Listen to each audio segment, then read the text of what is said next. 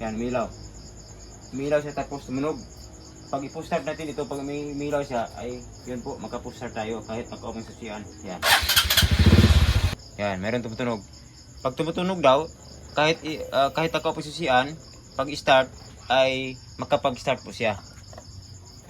Yan, tingnan natin. Yan, totoo nga. Yan, hindi nakapag-on ang susian. Yan, hindi nakapag-on ang susian, pero nakapag-ribungo lang siya. Yan. Yan.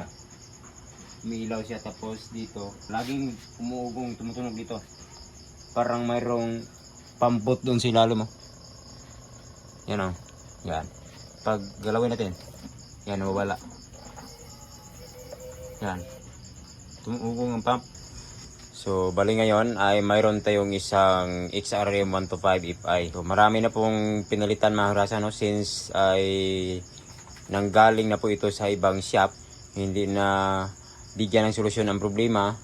So, yan po, mayroon ng battery, dalawa ng battery, at nagpalit na rin po sila ng regulator dito. Tapos, yung kanyang ignition switch, sinubukan na rin nila na pinalitan. Kasi po, ang issue nito ay madali daw malubat ang kanyang battery. Tapos, minsan hindi po siya umandar. Tapos, mayroon namang time na umandar siya at hindi po ma-off ang susian. So, dito po, since ang sabi po nila ay sinubukan nila na pinalitan ng ignition switch, pero yun po ang nangyari, patay sindi. Tapos, pag umandar naman ay hindi po siya ma-off. Tapos yun po, yun pa rin ang nangyari. Kahit mayroon ng battery na bago, ay yun pa rin, malubat pa rin ang kanyang battery. Subukan natin na yun ang kanyang switch para maalaman natin kung ano ang kanyang pinaka problema talaga, kung totoo ba ang sinasabi nila. So sa pag-on natin ay kailangan at umuugong ang kanyang fuel pump. So tingnan natin dito. Yan, hindi siya umuugong. On natin. So, hindi umugong ang fuel pump to mga grasa. Yan, hindi po siya nag-ugong ang fuel pump. Yan. Try natin po start. Yan, hindi po siya nagredondo. Wala pong click sound dito sa kanyang relay. So, ang gawin natin dito ay tingnan natin ang kanyang ignition switch. Kung ano ba ang dahilan. Kung ano ba ang sitwasyon ng kanyang ignition switch. Yan ang ating first steps. So, yan po. Kasi wala po siyang, yan, magbusina lang. Yan, hindi po umiilaw itong kanyang check engine pag natin. Yan, hindi siya umiilaw. So, yan. So, gamit tayo ng test light. Kasi tingnan natin dito sa kanyang pinaka-ignition switch, yan dito. So ito ang 4 na wire. So itong dalawa sa ilalim ay itong red at saka itong black red ay dapat na mayroon siyang kuryente o voltahe kahit hindi pa natin ma-on ang ating susian. So off muna natin. So dapat mayroon itong voltahe. Din tapos ito namang pure black at saka itong blue na may black na mayroong lining na blue ay magkaroon ng ito ng voltahe sa tuwing i-on natin ating susian. So itong dalawa, pag unang susian ay mayroon magkadugtong itong dalawa, at ito namang dalawa magkadugtong ng ito pag unang ating susian. So try natin tingnan dito kung mayroon bang voltahe sa pag unang ating susian. So ang test light clip natin ito sa negative ng battery. So dito itusok natin dito sa red, black red. Yan, may voltahe siya kahit hindi pa na-on ang susian natin. So dito naman si pure red. Yan, dito sa pure red, yan, walang voltahe. So yan po, walang voltahe. So yan ang voltahe. So kailangan mayroon itong voltahe kahit hindi pa natin i-on ang ating susian. So try natin i-on. Yan, on siya. Tapos dito lang mayroong voltahe. Dito, yan, mayroon ng voltahe dito sa itim. Kapag i-on natin yung susian. Yan. Yan, umiilaw siya dito sa black wire. So dito naman si red wire. Kasi 4 po ito. Yan, hindi siya umiilaw. Tapos dito naman sa black na mayroong lining na blue ay hindi rin umiilaw. So kailangan mayroon itong voltahe, itong red, pure red ito. So yan. So i-check natin dito bakit wala siyang voltahe. I-check natin dito sa kanyang mga fuse, itong pure red, kung mayroon bang ilaw. Yan, mayroon lang. So check natin itong apat. Yan, mayroon. Itong apat na connection kasi dalawang fuse na po siya. Yan, mayroon na pong voltahe. So i-check natin dito sa kanyang regulator. Kasi dito sa kanyang regulator ay mayroon siyang 5 wire. Itong green, red, at saka itong red na mayroong lining na yellow. Tapos itong pure white. So itong red, tusukin natin. Kailangan may ilaw. Yan, wala po siyang ilaw. So itong pure red, ito naman ang nagbibigay ng charge dito sa ating battery. So kaya malulubat kasi wala pong ilaw. Yan, walang koneksyon. So yan, wala siyang koneksyon. So hindi magkapag-charge dito sa ating battery kasi yan ang putol, walang ilaw. So kailangan ay umiilaw ang ating test light dito. So dito naman kailangan umiilaw kasi yun po itong red na mayroong lining na yellow ay mayroon itong voltahe palagi. Kasi yan patungo yan dito sa ating fuse. Yan. So yan. So itong red wala. So ang gawin natin dito kasi wala po siyang voltahe ay maglagay tayo ng jumper wire dito. So tingnan natin, lagay tayo ng jumper wire dito patungo dito sa ating fuse. So maglagay muna tayo.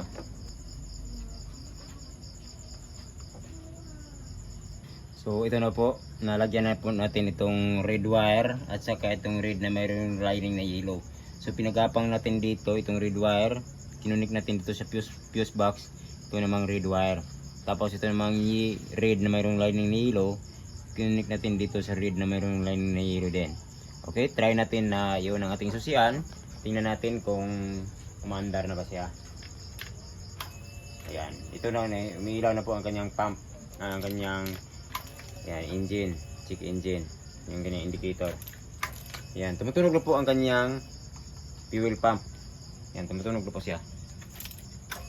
Ayan, tumutunog na po siya. So, pagkatapos natin lagyan ito ng wire.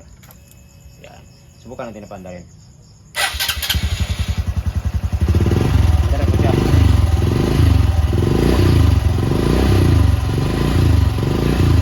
Ayan.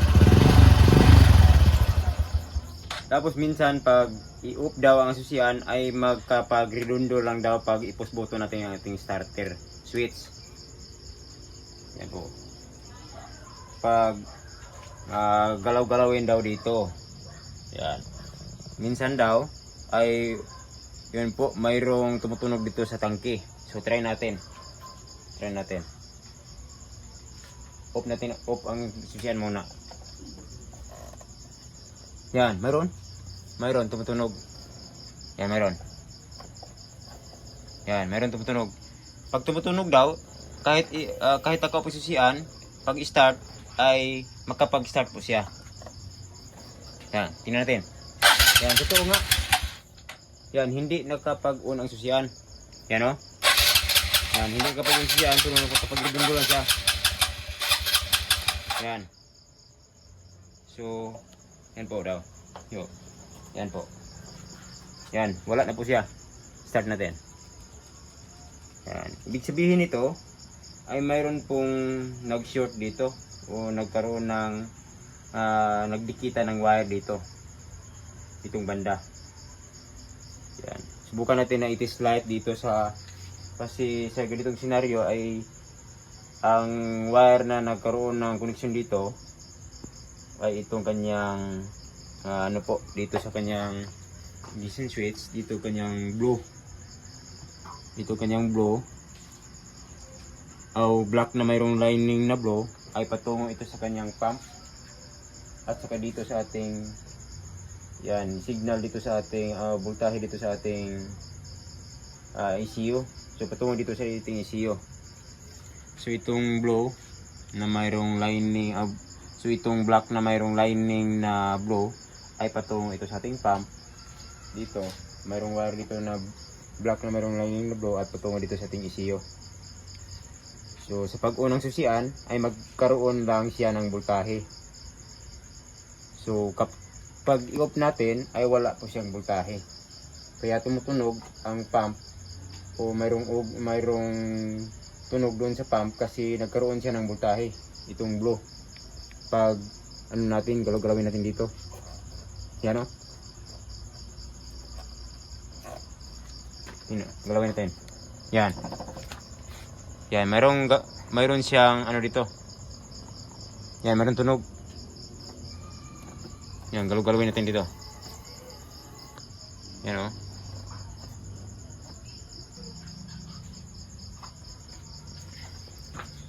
Yan, try natin mag-test light.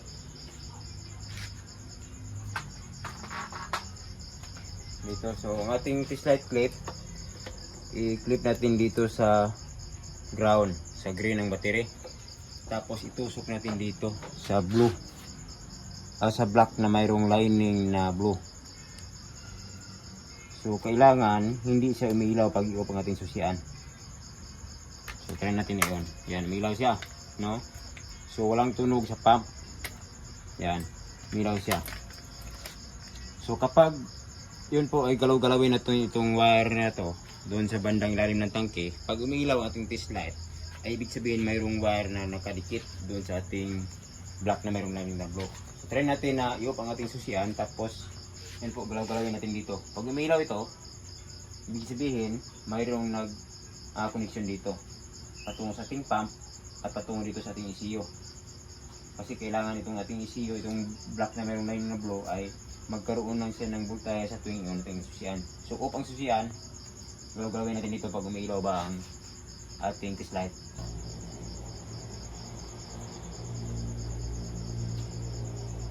Yan, umiilaw.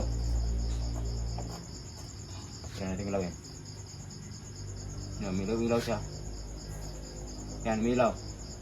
Umiilaw siya tapos tumunog. Pag i-push start natin ito, pag umiilaw siya, ay yun po, magka-push start tayo kahit naka-off ang susian. Yan, galawin natin para makita lang sa inyo, no? Yan. Yan. Off ang susian, no? Yan, no? Umiilaw siya tapos dito yan po, umiilaw. Tapos pag start natin kahit naka-off ang susian, yan, hindi umiilaw ang ating check engine. Naka-push start siya pero hindi siya mandar. Yan po, laging umuugong, tumutunog dito. Parang mayroong pambot doon sa ilalim mo. Yan o, yan. Pag galawin natin, yan, wala. Yan, tumuugong ang pump. So kailangan natin dito na laslasin or maglagay ng ano dito, wire. So dito naglaslas tayo dito. Hindi naglaslas ng pulso, hindi ang wire lang nilaslas. Naglaslas tayo ng wire dito kasi try ko siya na nilagyan ng jumper. Ganun pa rin. Kasi dito mayroon siyang maraming nagdikit-dikitang mga wire at mayroon pang putol dito. Yan dito ano po, nangatunaw po siya. Mayroong mga acid. Yan natutunaw. Hindi dikitan, sunog. Grabe. Samad sa kutsilyo. Paglaslas ng pulso. Yan po, update na lang kung ano bang mga ganapan. Bukas na lang tayo tulog sa ta. So ito po ang kanyang lumang harness. Tinatanggal ko na lang siya kasi yan po, nilaslas natin dito. Nakita na po natin dito ang kanyang problema. So yan, maraming nangaputol po dito. Mayroong nagdikit na wire. So ito, yan nangasunog. So yun po, yung may-ari sabi doon niya ay magbili na siya ng bago. So ito po yung kanyang bago. Ito. Yan, ito kanyang bago na harness. So sabi niya palitan na lang daw. So mas mabuti po na palitan na lang kasi iwas abala sa ating trabaho. So yan po, ilagay mo natin itong bago para magkasubukan kung okay na ba siya. So ito yung bago na. Yan, ito sa press. Yan po. So ilagay mo natin ang ganyang bago. At subukan natin pagkatapos nalagay. So ito na po, natapos na po natin nalagay itong bagong harness natin. So ito po ang kanyang ECU, nalagay na po natin. Dito po ang kanyang luma. Yan, ninaslas na po natin siya. Kasi nandito po ang kanyang problema. Yan, buti na lang nag-desisyon ng may-ari na bibili siya ng bago para iwas abala sa ating trabaho. So yun natin ang susian. Yan po, opo siya. Dito nalagay natin ang ECU, wala na po yung tumutunog dito sa tangke. Yan, on natin ang susian. Yan, tunog na po ang pump natin. Yan, try natin na start.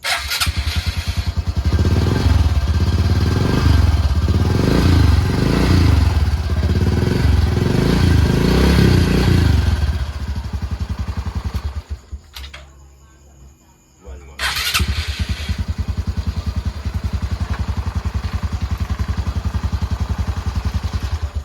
So ito lang po yung kanyang problema, no, dito. Ang kanyang pinaka-problema na nakita natin. So nagbili pa ng bago. So yun po. Maraming salamat sa panonood. Thanks for watching. Nagpalit lang po tayo sa harness.